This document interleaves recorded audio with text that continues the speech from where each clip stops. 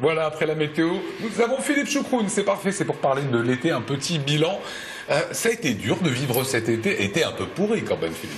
Oui, heureusement qu'on a eu le Tour de France, heureusement qu'on a eu des événements comme ça qui ont effectivement attiré du monde, mais il est évident que c'était un mauvais été. Voilà, quand on est un responsable et que le tourisme, vous le portez dans l'agence d'attractivité d'Alsace, vous vous dites quoi?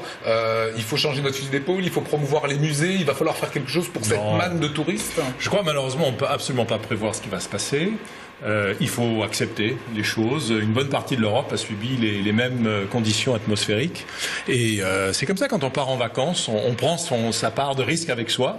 Et on a eu quand même du monde. Donc malheureusement, il n'y a rien à faire. Je ne vois pas ce qu'on pourrait faire. Alors vous ferez un bilan complet, ça sera le 25 septembre. Là pour l'instant, c'est un petit peu des tendances oui. qu'on peut donner. Ce mois de juillet, comment il a été vécu par les hôteliers, restaurateurs, par les campings? On dit que les campings, ça a été la Bérésina. Évidemment. Alors tous les professionnels du tourisme qui dépendent de la météo sont ceux qui ont souffert visiblement le plus. Ce sont vraiment des tendances très grossières. On n'a vraiment rien pour l'instant sur le mois d'août. C'est simplement le mois de juillet dont on sait que, bon, grosso modo, il y a quand même une baisse générale sur l'Alsace, non seulement dans les campings, mais aussi dans d'autres formes d'hébergement.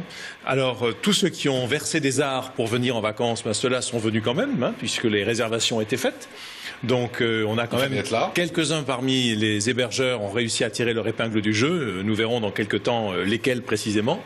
Et puis, il y a quand même quelques nationalités qui nous soutiennent beaucoup en Alsace. Le fait d'être à la frontière nous renforce par rapport à d'autres régions françaises. Et donc, nous avons depuis quelques années remarqué un retour de pas mal de clientèle étrangère que nous avions perdu au début des années 2000. Quelle nationalité? Les Allemands sont revenus en force, ça fait maintenant quelques années. Les Suisses également, grâce à leur taux de change qui rend des vacances en France plus avantageuses. Les Belges qui nous adorent, qui continuent à nous aimer et on le leur rend bien.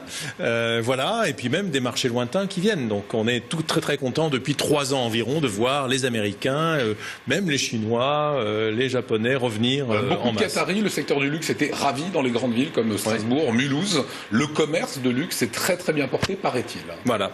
Donc nous avons effectivement constaté qu'il y avait des marchés relativement secondaires, quand on regarde le nombre de nuitées, qu'il vaut la peine d'aller chercher. Et ce sont effectivement des niches, ce qu'on appelle des niches en termes marketing, où on ne va pas générer des dizaines de milliers de nuitées, mais où le pouvoir d'achat de chaque personne est supérieur de 10 fois, 15 fois à celui d'un touriste normal. Donc forcément, ça fait réfléchir. Et on sait que les animations couvertes, je pense aux vaisseaux, je pense aux musées, ont réellement tiré leur épingle du jeu. Oui, les musées, semble-t-il, sont assez satisfaits, ce qui est assez rare. C'est intéressant à le dire. Donc on va avoir ces chiffres-là à l'appui d'ici quelques jours. Je vous promets que je vous raconterai tout. Voilà, merci en tout cas d'être venu parce que c'était difficile et c'est que des tendances. Il y aura les vrais chiffres d'ici 15 jours, 3.